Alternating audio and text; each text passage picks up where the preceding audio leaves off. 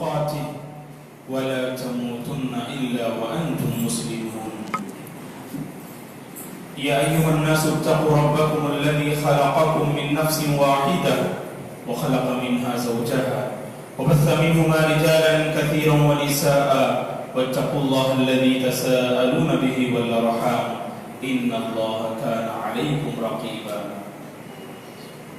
يا أيها الذين آمنوا اتقوا الله وقولوا قولا سديدا يصلح لكم أعمالكم ويغفر لكم ذنوبكم ومن يطع الله ورسوله فقد فاز فوزا عظيما. أما بعد فإن خير الحديث كتاب الله وخير الهدي هدي محمد صلى الله عليه وسلم وشر الأمور محدثاتها وكل محدثة بدعة وكل بدعة ضلالة وكل ضلالة في النار.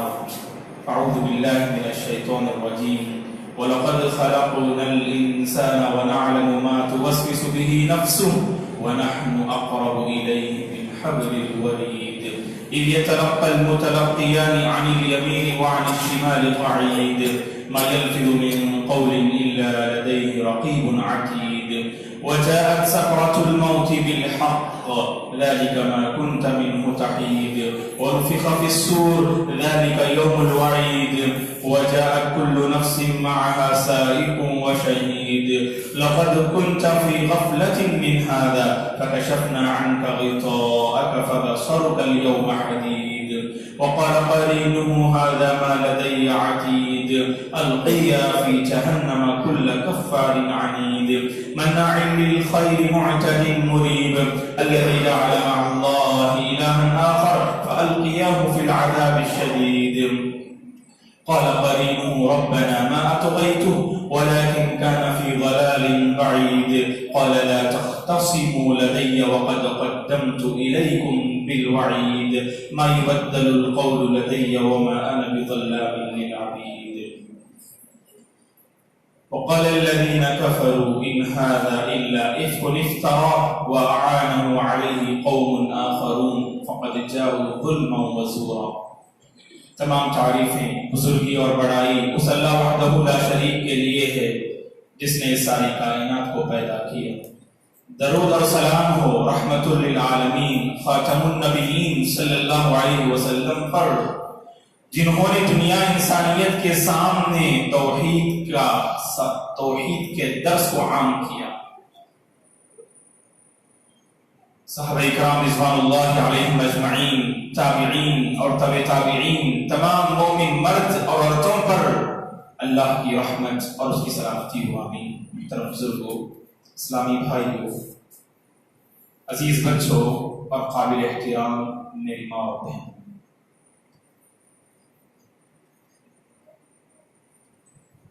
ہندوستان کی موجودہ صورتحال اس سے ہم میں سے ہر ایک واقف ہے.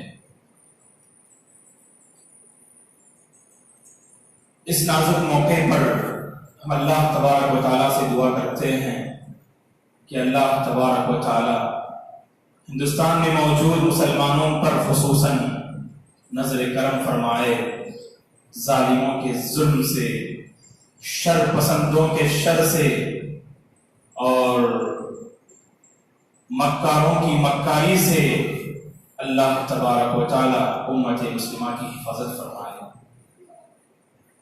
موجودہ صورتحال اور اللہ کے نبی صلی اللہ علیہ وسلم کی زندگی، اگر ہم ان دونوں کا بغور مطالعہ کرتے ہیں تو یہ بات ہمارے سامنے آتی ہے اور تاریخ بتاتی ہے کہ ہر دور میں مسلمان اور اہل حق ان دونوں کو نشانہ بنایا گیا. مسلمانوں کو کمزور کرنے کی سازشیں کی گئیں. دنیا کا سب سے سچا اور پیارا مذہب، راہ حق پر قائم دین اگر کوئی ہے تو دین اسلام ہے. اس دین اسلام کو مغلوب کرنے اور اس دین اسلام کو صفحہ ہستی سے، اس دنیا سے مٹانے کی دشمنان اسلام نے ہر ممکن کوشش کی. کیا ہمیں یاد نہیں کہ جب اللہ کے نبی صلی اللہ علیہ وسلم پر قرآن مجید کی آیات کریمہ نازل ہوتی ہیں سورہ مدثر کی، یا ایھا المدثر قم فانذر وربک فکبر وثیابک فطہر، ان آیات کریمہ کے نازل ہونے کے بعد اللہ کے نبی صلی اللہ علیہ وسلم نے باقاعدہ دعوت کا سلسلہ آپ نے شروع کر دیا. لیکن یہ جو دعوت کا مرحلہ تھا جسے مؤرخین نے سری دعوت سے تعبیر کیا ہے، چھپ چھپ کر آپ نے لوگوں کو دعوت دی، اور مؤرخین نے لکھا کہ آپ کی دعوت کا جو ابتدائی مرحلہ جو 3 سالہ زندگی پر مشتمل تھا، اس میں صرف آپ نے ان لوگوں کو دعوت دی جن کے آپ کے ساتھ کچھ نہ کچھ روابط تھے، تعلقات تھے. اپنے قریبی لوگوں کو آپ نے دعوت دی خفیہ طور پر. جب باقاعدہ یہ آیت کریمہ نازل ہوتی ہے وَأَنذِرْ عَشِيرَتَكَ الْأَقْرَبِينَ فَاصْدَعْ بِمَا تُؤْمَرُ وَأَعْرِضْ عَنِ الْمُشْرِكِينَ، جیسی آیات کریمہ جب نازل ہوتی ہیں تو اللہ کے نبی صلی اللہ علیہ وسلم نے سب سے پہلے صفا کی پہاڑی پر اپنے قریبی رشتہ دار، خاندان اور قبیلوں کو آپ نے جمع کیا، اور سب کے سامنے سب سے پہلے آپ نے دعوت دین کو کھل کر آپ نے پیش کیا. اور ہم جانتے ہیں اس اسلام کا سب سے پہلے کھلا انکار کرنے والا ابو لہب تھا، جس نے اللہ کے نبی سے کہا کہ تبت لک لہذا جمعتنا، اے محمد نعوذ باللہ تمہاری بربادی ہو، کیا تم نے اسی لیے ہم سب کو یہاں پر جمع کیا. اس کے بعد اللہ کے نبی صلی اللہ علیہ وسلم نے اپنی دعوتی سرگرمیوں کو آگے بڑھاتے ہوئے جس کسی قبیلے سے آپ کی ملاقات ہوتی، اور جس کسی خاندان سے آپ کی ملاقات ہوتی، اور جس کسی فرد سے آپ کی ملاقات ہوتی، آپ اس تک دعوت دین پہنچانے کی کوشش کرتے، اور رفتہ رفتہ مسلمانوں کی تعداد میں اضافہ ہونے لگا. اور یہ بات ہم جانتے ہیں کہ مشرکین مکہ، قریش مکہ اور کفار قریش نے اسلام کو مٹانے اور مسلمانوں کو کمزور کرنے کے لیے انہوں نے بہت ساری سازشیں انہوں نے کی، اور بہت ساری مکاریاں، ان کی بہت ساری تدبیریں جنہیں مؤرخین اپنی کتابوں میں نقل کرتے ہیں. سب سے پہلا حربہ تو مشرکین مکہ نے یہ اپنایا کہ اللہ کے نبی اس دعوت سے باز آ جائیں، مسلمان کمزور ہو جائیں، اور اللہ کے نبی اور مسلمانوں کو ختم کرنے کے لیے انہوں نے جو سب سے پہلا حربہ استعمال کیا، وہ سب سے پہلا حربہ یہ تھا کہ ابو طالب سے انہوں نے شکایت کی.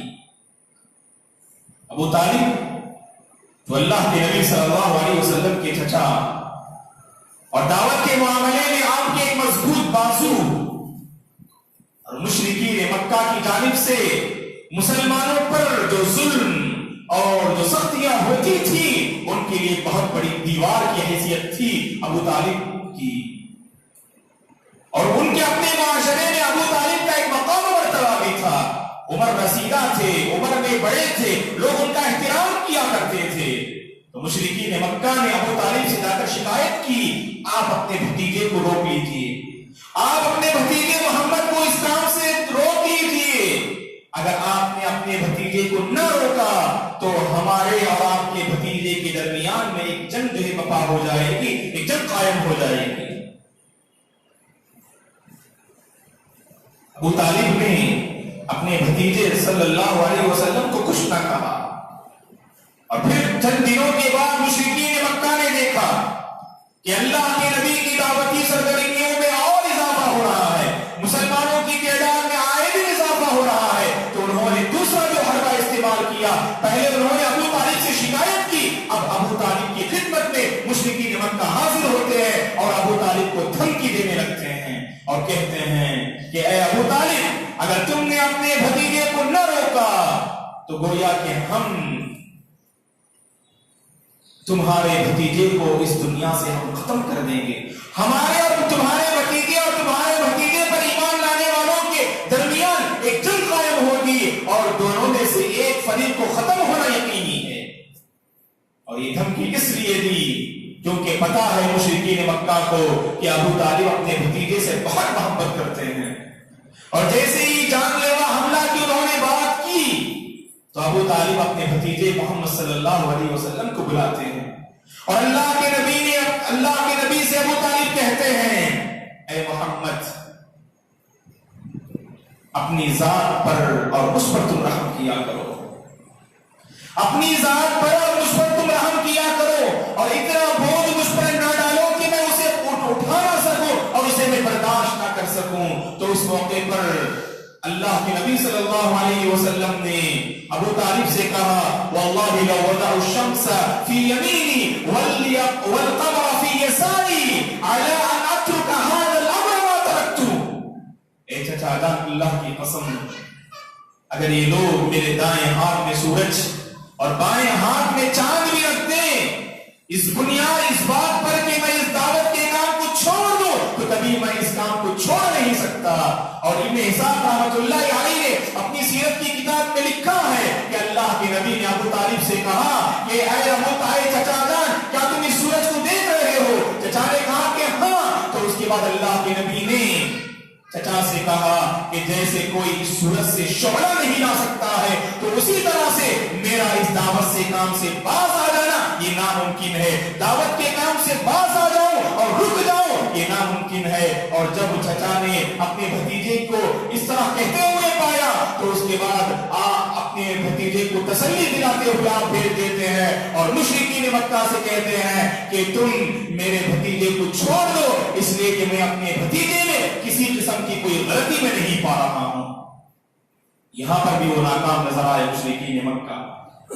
پھر انہوں نے ایک اور حربہ استعمال کیا اسلام اور مسلمانوں کو کمزور کرنے کے لیے۔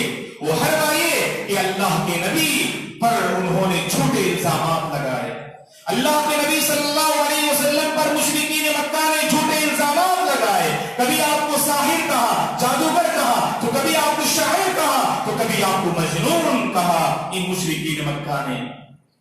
اور جس قرآن مجید کو اللہ کے نبی نے دنیا انسانیت کے سامنے پیش کیا، جانتے ہیں اس قرآن کے بارے میں کیا کہا ان لوگوں نے؟ وقال الذين كفروا ان هذا الا افك افترى وعانوا عليه قوم آخرون۔ کافروں نے کہا اس قرآن کے سلسلے میں کہ نعوذ باللہ محمد صلی اللہ علیہ وسلم تو اس قرآن کو اپنی جانب سے گھڑ کر پیش کر رہے ہیں اور یہ کہہ رہے ہیں کہ اللہ کی جانب سے نازل ہو رہا ہے۔ اور چند لوگ ہیں جو اللہ کے نبی کی مدد کر رہے ہیں، یہ اللہ کا کلام نہیں بلکہ یہ تو محمد اپنی جانب سے گھڑ کر اس بات کو پیش کر رہے ہیں۔ اور پھر آگے کہا وَقَالُوا أَسَاطِيرُ الْأَوَّلِينَ اكْتَتَبَهَا فَهِيَ تُمْلَى عَلَيْهِ بُكْرَةً وَأَصِيلًا۔ یہ تو اگلے لوگوں کی کہانیاں اس میں موجود ہیں، اس قرآن مجید میں اگلے لوگوں کی کہانیاں موجود ہیں۔ اور کہا کہ صبح اور شام اس محمد کے پاس چند لوگ گویا کے ہیں جو آپ کو املا کرواتے ہیں، گویا کہ اسی بات کو لے کر آپ اپنی قوم کے سامنے پیش کرتے ہیں۔ یہ کوئی رب کا کلام نہیں۔ ایسی من گھڑت باتیں انہوں نے اللہ کے نبی اور آپ کی دعوت اور قرآن مجید کے سلسلے میں مشرکین مکہ نے پیش کیا دوستو۔ اور اسی طرح مشرکین مکہ نے مسلمانوں کو کمزور کرنے کے لیے ایک اور حربہ استعمال کیا، اور یہ حربہ ایسا دوستو تاریخ بتاتی ہے کہ ہر دور میں اہل حق کے ساتھ اور اہل حق کو مٹانے اور کمزور کرنے کے لیے یہی حربہ استعمال کیا جاتا ہے۔ وہ ہے مسلمانوں کا مذاق اڑانا، اسلامی تعلیمات کا مذاق اڑانا، اور یہی کیا مشرکین مکہ نے۔ اللہ تبارک و تعالیٰ نے قرآن مجید میں ان کی مذاق کو نقل کرتے ہوئے کہا أَهَؤُلَاءِ مَنَّ اللَّهُ عَلَيْهِم مِّن بَيْنِنَا۔ یہ مشرکین مکہ مسلمانوں کو دیکھ کر کہا کرتے تھے، اس لیے کہ اللہ کے نبی پر ابتدائی دور میں اسلام قبول کرنے والے کون تھے؟ غریب صحابہ تھے، نادار صحابہ تھے، جن کا معاشرے میں کوئی مقام نہیں تھا، جن کی معاشرے میں کوئی حیثیت نہیں تھی، جو دولت کے اعتبار سے کوئی بڑے مرتبے پر فائز نہیں تھے۔ ایسے غریب صحابہ اللہ کے نبی پر جب ایمان قبول اسلام لاتے تو لوگ مشرکین مکہ ان جو ہے مسلمانوں کو دیکھ کر کہتے أَهَؤُلَاءِ مَنَّ اللَّهُ عَلَيْهِم مِّن بَيْنِنَا۔ کہ اللہ تبارک و تعالی ہم دولت کے اعتبار سے، کرسی کے اعتبار سے، عہدے کے اعتبار سے، شہرت کے اعتبار سے ان سے کہیں زیادہ بلند ہیں ہم۔ کیا اللہ تبارک و تعالی ہمارے درمیان میں انہی لوگوں پر احسان کیا کہ یہی لوگ ہیں جن پر اللہ تعالیٰ نے احسان کیا؟ اس طرح مذاق اڑاتے ہوئے گویا کہ مشرکین مکہ نے مسلمانوں کے سلسلے میں کہا۔ اور مذاق یہاں تک دوستو ابو جہل نے کہا صحیح بخاری کی حدیث ہے، امام بخاری رحمۃ اللہ علیہ نے اپنی صحیح میں نقل کیا ہے، اور قرآن مجید میں اللہ تبارک و تعالیٰ نے ابو جہل کی اس جو ہے گویا اس چیلنج کو اللہ تعالیٰ سورہ انفال میں نقل کرتے ہیں۔ دیکھیے کیا چیلنج تھا ابو جہل کا، اور کیا مذاق اڑایا ابو جہل نے اسلام اور مسلمان اور اسلامی تعلیمات کو، اس نے کیسے مذاق اڑایا، کہا وَإِذْ قَالَ اللَّهُمَّ إِنْ كَانَ هَذَا هُوَ الْحَقُّ مِنْ عِنْدِكَ فَأَمْطِرْ عَلَيْنَا حِجَارَةً مِنَ السَّمَاءِ أَوْ ائْتِنَا بِعَذَابٍ أَلِيمٍ۔ ابو جہل نے کہا اگر یہ قرآن مجید اللہ کی طرف سے نازل کیا ہوا ہوتا، اگر یہ قرآن مجید اللہ کی جانب سے نازل کیا ہوتا، اے پروردگار تو ہم پر پتھر برسا دے، پتھروں کی بارش برسا دے، یا نہیں تو دردناک عذاب لے آ۔ چیلنج کیا اس نے اللہ تبارک و تعالیٰ کو۔ اللہ تعالیٰ جانتے ہیں اس کا کیا جواب دیتے ہیں، وَمَا كَانَ اللَّهُ لِيُعَذِّبَهُمْ وَأَنْتَ فِيهِمْ۔ اے نبی آپ ان کے درمیان میں موجود ہیں، آپ کے رہتے ہوئے اللہ تعالیٰ کبھی انہیں عذاب میں مبتلا نہیں کرے گا۔ اللہ کے نبی کے رہتے ہوئے کبھی ان لوگوں کو اللہ تبارک و تعالیٰ عام عذاب میں مبتلا نہیں کرے گا۔ اور آگے اللہ تعالیٰ نے کہا وَمَا كَانَ اللَّهُ مُعَذِّبَهُمْ وَهُمْ يَسْتَغْفِرُونَ۔ جب معاشرے کے لوگ اللہ سے اپنے گناہوں کی معافی حاصل کریں، اللہ تعالیٰ سے استغفار کریں، تو کبھی اللہ تعالیٰ ایسی قوم کو ہلاک و برباد نہیں کرے گا۔ دوستو حالات کس قدر ناگفتہ رہ کیوں نہ ہو، اللہ سے اپنے تعلق کو مضبوط کیجیے، اپنے گناہوں کی معافی مانگیے، اور اللہ تعالیٰ سے زیادہ رجوع کیجیے، اور اللہ کی ذات پر بھروسہ رکھیے کہ ظالموں کی ظلم صحیح، مکاروں کی مکاری صحیح، شر پسندوں کے شر صحیح، اللہ تعالیٰ کبھی امت مسلمہ کو ہلاک و برباد نہیں کر سکتا ہے۔ وَمَا كَانَ اللَّهُ مُعَذِّبَهُمْ وَهُمْ يَسْتَغْفِرُونَ۔ مذاق اڑایا مشرکین مکہ نے، کہاں تک جانتے ہیں؟ سورہ مطففین میں اللہ تعالیٰ نے کہا ان الذین اجرموا كانوا من الذین آمنوا يضحكون وإذا مروا بهم يتغامزون۔ یہ گنہگار بندے، یہ مشرکین مکہ کے فاجر بندے، جب ان کے سامنے سے مسلمان گزرتے اپنی آنکھوں سے اشارہ کیا کرتے تھے، دیکھو کیسے لوگ جا رہے ہیں، مذاق اڑایا کرتے تھے اپنی آنکھوں سے ان لوگوں کا، اور ہنستے تھے مسلمانوں کو دیکھ کر۔ اور یاد رکھیں دوستو، ہماری جانب سے کوئی ایسی حرکت نہ ہو کہ جس سے ہم اپنے عمل سے یہ ثابت کریں کہ ہم مسلمانوں کا مذاق اڑا رہے ہیں یا اسلامی تعلیمات کا مذاق اڑا رہے ہیں۔ اگر کوئی بندہ سنت رسول کی اگر پیروی کر رہا ہے، اللہ کی خاطر آپ سے ایسی حرکت نہ ہو کہ آپ گویا کہ سنت کا مذاق اڑانے والے بن جائیں۔ یہ تو مشرکین مکہ کا شیوا رہا ہے دوستو۔ اسلام اور مسلمانوں کو دیکھ کر مذاق اڑانا، اسلامی تعلیمات کا مذاق اڑانا، یہ تو مشرکین مکہ کی عادت رہی ہے۔ اور اللہ رحم کرے، آج بعض مسلمان بھی سنت کو لے کر مذاق کرتے ہیں، نیکی کو لے کر مذاق کرتے ہیں۔ اگر کوئی بندہ نمازوں کا پابند ہے تو اس کی نماز کو لے کر مذاق اڑاتے ہیں۔ اگر کوئی اللہ کے رسول کی سنت اگر داڑھی رکھتا ہے تو اس سنت کو لے کر مذاق اڑاتے ہیں۔ اگر کوئی بندہ ٹکنے سے اوپر اگر کوئی کپڑے پہنتا ہے تو اس کے عمل کو لے کر مذاق اڑاتے ہیں۔ یاد رکھیں اپنے اس عمل سے باز آ جائیں، کیونکہ یہ تو مشرکین مکہ کا شیوا رہا ہے دوستو۔ ان الذين اجرموا كانوا من الذين امنوا يضحكون واذا مروا بهم يتغامزون۔ ایک اور حربہ دشمنان اسلام نے مسلمانوں کو کمزور کرنے اور اسلام کو مٹانے اور اللہ کے نبی کو دعوت سے روکنے کے لیے جو حربہ استعمال کیا، ایک حربہ یہ تھا دوستو، اللہ کے نبی سے مشرکین مکہ نے ایسی چیزوں کا مطالبہ کیا جو انسانی طاقت سے باہر تھی۔ جیسے انہوں نے اللہ کے نبی سے مطالبہ کیا وَقَالُوا لَن نُؤْمِنَ لَكَ حَتَّى تَفْجُرَ لَنَا مِنَ الْأَرْضِ يَنبُوعًا۔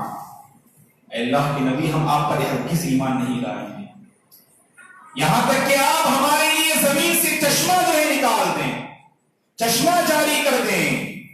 أَوْ تَكُونَ لَكَ جَنَّةٌ مِّن نَخِيلٍ وَعِنَبٍ فَتُفَجِّرَ الْأَنْهَارَ خِلَالَهَا تَفْجِيرًا۔ یہ آپ کے لیے ایسا باغ ہو، کھجور کا ایک باغ ہو اور انگور کا ایک باغ ہو اور اس کے درمیان میں جو ہے ندیاں بہتی ہوں، تبھی ہم آپ پر ایمان لائیں گے۔ یا پھر آگے کہا اور تسقط السماء علینا، یا نہیں تو آپ ہم پر آسمان کو ٹکڑے ٹکڑے کر کے ہم پر برسا دیں، تبھی ہم آپ پر ایمان لائیں گے۔ یا آپ کے لیے سونے کا ایک گھر ہو، اگر آپ کے پاس سونے کا گھر ہے تبھی ایمان لائیں گے یا اللہ کو اور فرشتوں کو ہمارے سامنے حاضر کیجئے تبھی ہم آپ پر ایمان لائیں گے. ایسی انسانی طاقت سے باہر چیزوں پر انہوں نے مطالبہ کیا. کبھی چاند کے ٹکڑا کرنے کا انہوں نے مطالبہ کیا اور اللہ تبارک و تعالیٰ نے ایک آدھ مطالبے کو پورا کیا اور بقیہ مطالبات کو اس لیے پورا نہیں کیا. اللہ تعالیٰ نے قرآن مجید میں کہا اے نبی آپ سے جو مطالبے کر رہے ہیں آپ پر ایمان لانے کے لیے نہیں, آپ کی پیروی کرنے کے لیے نہیں, بلکہ صرف آپ کا مذاق اڑانے کے لیے اور آپ کو بے بس دکھانے کے لیے اور آپ کو کمزور کرنے کے لیے. اگر ان کے مطالبات کو ہم پورا بھی کر دیتے تو تب بھی آپ پر ایمان نہیں لاتے. تو مشرکین مکہ نے آپ کو لوگوں کے سامنے کمزور دکھانے کے لیے انہوں نے ایسے مطالبات کیے. دوستو اسی طرح اسلام اور مسلمانوں کو کمزور کرنے کے لیے دشمنان اسلام نے ایک اور حربہ استعمال کیا. وہ یہ کہ چند لوگوں کو ان لوگوں نے مدینہ روانہ کیا مکہ سے, جو کہ جانتے تھے مکہ کے لوگ کے مدینے میں یہودی رہتے ہیں اور یہودیوں کے پاس آسمانی کتاب کا علم ہے. تو چند لوگوں کو مکہ سے مدینہ بھیجا. مکہ کے مشرکین نے جیسے نصر بن حارث اور عقبہ بن ابی معیط جیسے لوگوں کو انہوں نے روانہ کیا اور کہا کہ یہودیوں سے کچھ سوالات لے کر آئیں, کچھ سوالات لے کر آئیں. وہ سوالات ہم اللہ کے نبی سے کرتے ہیں, دیکھتے ہیں کہ اللہ کے نبی ان سوالات کا جواب دیتے ہیں کہ یا نہیں. تو جاتے ہیں مکہ سے مدینہ چند لوگ وہاں کے یہودیوں سے ملاقات کرنے کے لیے, اور جب ان لوگوں نے یہودیوں سے ملاقات کی تو انہوں نے چند سوالات دیے مشرکین مکہ کو. جیسے انہوں نے ایک سوال دیا کہ غار والوں کے بارے میں اللہ کے نبی سے پوچھو. سورہ کہف میں اللہ تعالیٰ نے تفصیل سے اس واقعے کو نقل کیا. غار والوں کے بارے میں پوچھو, ذوالقرنین بادشاہ کے بارے میں پوچھو, روح کے بارے میں سوال کرو, یہ روح کس چیز کا نام ہے. ایسے سوالات وہ مشرکین مکہ یہودیوں سے لے کر آئے. انہوں نے اللہ کے نبی سے آ کر سوال کیا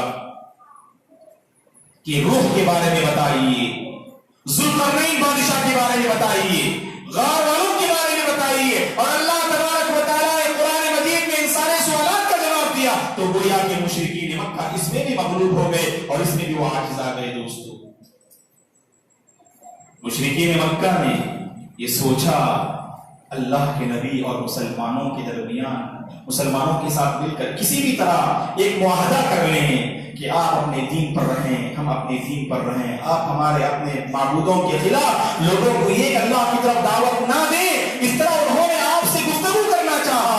کہا کہ وَدُّوا لَوْ تُدْهِنُوا فَيُدْهِنُونَ, یہ کافر تو چاہتے ہیں اگر آپ کمزور پڑ جائیں, اگر آپ نرم پڑ جائیں تو یہ بھی نرم پڑ جائیں گے. تو اللہ تعالیٰ نے سورہ کافرون کو نازل کیا. قُلْ يَا أَيُّهَا الْكَافِرُونَ لَا أَعْبُدُ مَا تَعْبُدُونَ وَلَا أَنْتُمْ عَابِدُونَ مَا أَعْبُدُ وَلَا أَنَا عَابِدٌ مَا عَبَدتُّمْ وَلَا أَنْتُمْ عَابِدُونَ مَا أَعْبُدُ لَكُمْ دِينُكُمْ وَلِيَ دِينِ. اللہ تبارک و تعالیٰ نے اسی موقع پر نازل فرمایا. اور جانتے ہیں دوستو مشرکین مکہ نے اسلام اور مسلمانوں کو کمزور کرنے کے لیے اہم حربہ یہ استعمال کیا کہ اللہ کے نبی کے پاس ایک شخص عتبہ بن ربیعہ جو وہاں کے قبیلے کے ایک سردار تھے, عتبہ, ان کو روانہ کیا مشرکین مکہ نے اور کہا اللہ کے نبی کو لالچ دو تاکہ لالچ اگر ہم دیں گے تو شاید آپ دعوت سے باز آ جائیں گے. اور لالچ ہم جانتے ہیں کہ دشمنان اسلام ہمیشہ اسے اپناتے ہیں دوستو, اور جن کے دلوں میں ایمان مضبوط نہیں ہوتا ہے ایسے لوگ لالچ میں آ کر اپنے ایمان کو بیچ دیتے ہیں. دنیا کے چند درہم و دینار کی خاطر اپنے دین کا سودا کر دیتے ہیں, اپنی آخرت کو گوا بیٹھتے ہیں. دوستو ہمارے پاس درہم و دینار کی قدر ہوتی ہے لیکن آخرت کی قدر نہیں ہوتی. اللہ تعالیٰ نے جو سب سے بڑی نعمت ایمان سے ہمیں سرفراز کیا ہے اس کی ہمارے پاس قدر نہیں ہوتی. دیکھیے اللہ کے نبی نے کیا کردار پیش کیا.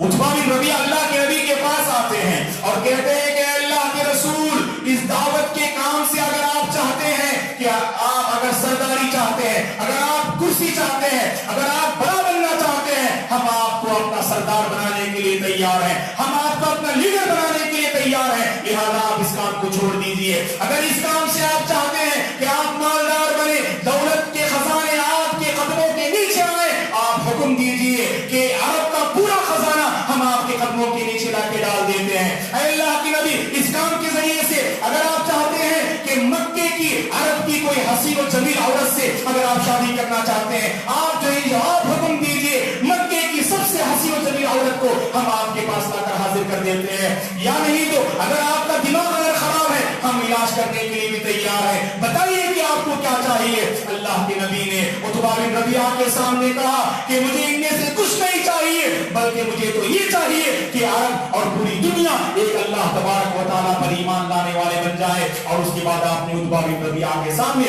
قرآن مجید کی آیات کریمہ آپ نے تلاوت کی. تو ان باتوں سے یہ بات ہمارے سامنے آتی ہے دوستو, تاریخ اپنے آپ کو دہراتی ہے. ہر دور میں اسلام اور مسلمانوں کے خلاف سازشیں کی گئیں, پلاننگ کی گئی, لیکن ایسے نازک صورتحال میں مسلمانوں کو مایوس ہونے کی ضرورت نہیں, مسلمانوں کو کمزور ہونے کی ضرورت نہیں, بلکہ مسلمان ایسے ہی نازک صورتحال میں اپنے آپ کو بنانے اور اپنے آپ کو سنوارنے اور ہماری زندگی میں جو کوتاہیاں, جو کمزوریاں دین کے اعتبار سے پائی جا رہی ہیں, ان کی اصلاح کی ضرورت ہے دوستو. وَلَا تَهِنُوا وَلَا تَحْزَنُوا وَأَنْتُمُ الْأَعْلَوْنَ إِن كُنتُم مُؤْمِنِينَ. بہت سارے لوگ ایسی نازک صورتحال میں پست ہمت ہو جاتے ہیں, مایوس ہو جاتے ہیں. یاد رکھیں, اسلامی تاریخ کا مطالعہ ہمیں بتاتا ہے کہ اسلام ایسے ہی نازک دور میں دیکھ پلتا بھی ہے, بڑھتا بھی ہے, اور ہر جگہ جو ہے اپنا مقام ہی ادا کرتا ہے. دوست,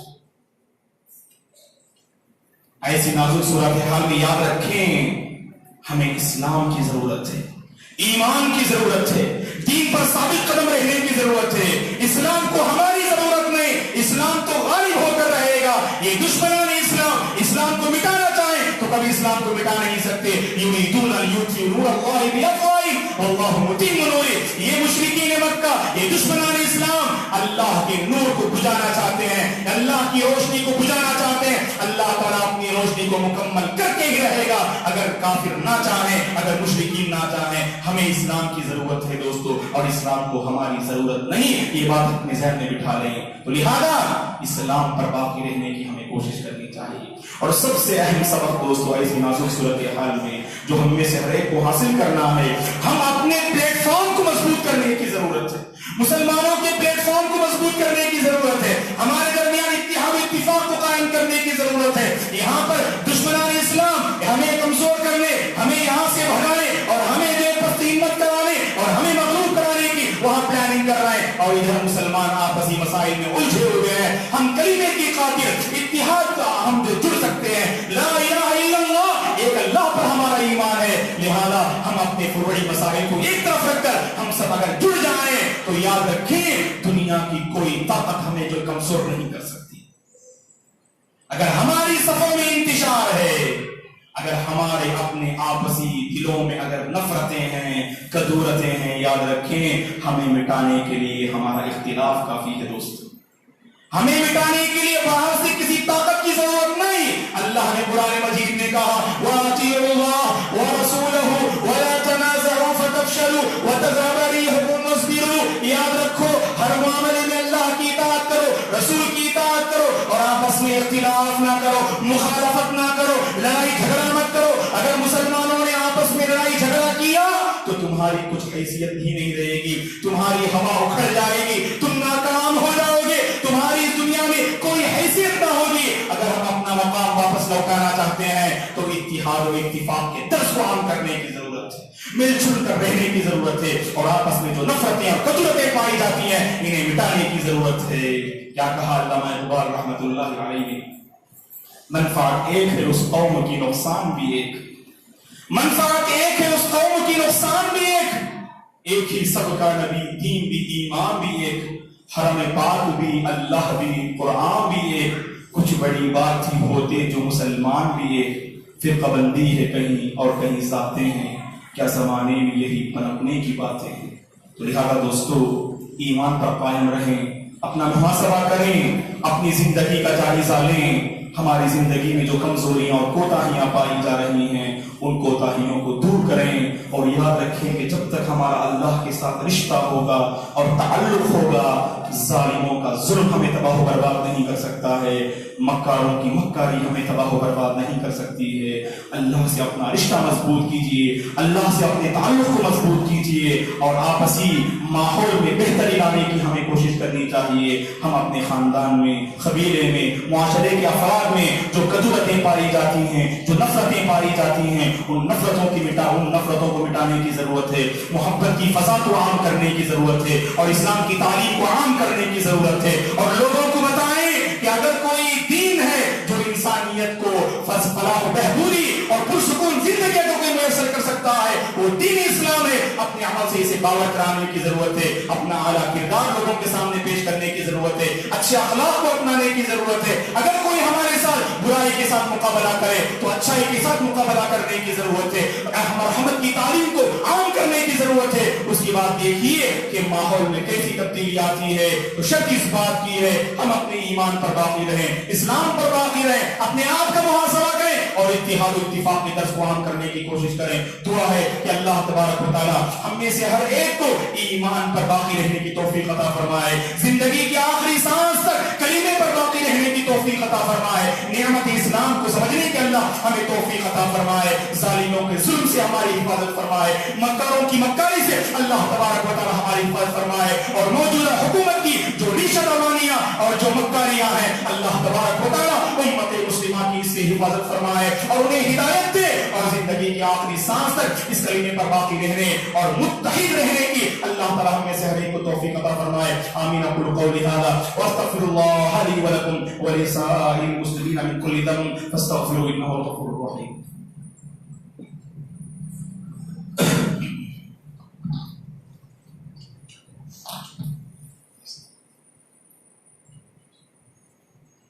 إن الحمد لله نحمده ونستعينه ونستغفره ونعوذ بالله من شرور انفسنا ومن سيئات اعمالنا، من يهده الله فلا مضل له ومن يضلل فلا هادي له، واشهد ان لا اله الا الله واشهد ان محمدا عبده ورسوله، اما بعد فاعوذ بالله من الشيطان الرجيم، ان الله وملائكته يصلون على النبي يا ايها الذين امنوا صلوا عليه وسلموا تسليما، اللهم صل على محمد وعلى ال محمد كما صليت على ابراهيم وعلى ال ابراهيم انك حميد مجيد، اللهم بارك على محمد وعلى ال محمد كما باركت على ابراهيم وعلى ال ابراهيم انك حميد مجيد، اللهم اعز الاسلام والمسلمين، اللهم اعز الاسلام والمسلمين واذل الشرك والمشركين، اللهم آت نفوسنا تقواها وزكيها أنت خير من زكاها أنت وليها ومولاها، ربنا لا تزغ قلوبنا بعد إذ هديتنا وهب لنا من لدنك رحمة إنك أنت الوهاب، اللهم أصلح أحوال المسلمين في الهند، اللهم أصلح أحوال المسلمين في الهند، اللهم أصلح أحوال المسلمين في كل مكان يا رب العالمين، اللهم آت نفوسنا تقواها وزكيها أنت خير من زكاها أنت وليها ومولاها، اللهم اشف مرضانا ومرضى المسلمين، اللهم ارحم موتانا وموتى المسلمين، اللهم لا تدع لنا ذنبا إلا غفرته، لا تدع لنا ذنبا إلا غفرته، ولا هما إلا فرجته، ولا دينا إلا قضيته، ولا مريضا إلا شفيته، ولا حاجة من حوائج الدنيا والآخرة إلا قضيتها يا رب العالمين، اللهم إنا نسألك الهدى والتقى والعفاف والغنى، عباد الله رحمني ورحمكم الله، أعوذ بالله من الشيطان الرجيم، إن الله يأمر بالعدل والإحسان وإيتاء ذي القربى وينهى عن الفحشاء والمنكر والبغي يعظكم لعلكم تذكرون، اذكروا الله العظيم يذكركم ولذكر الله تعالى أكبر والله يعلم ما تصنعون.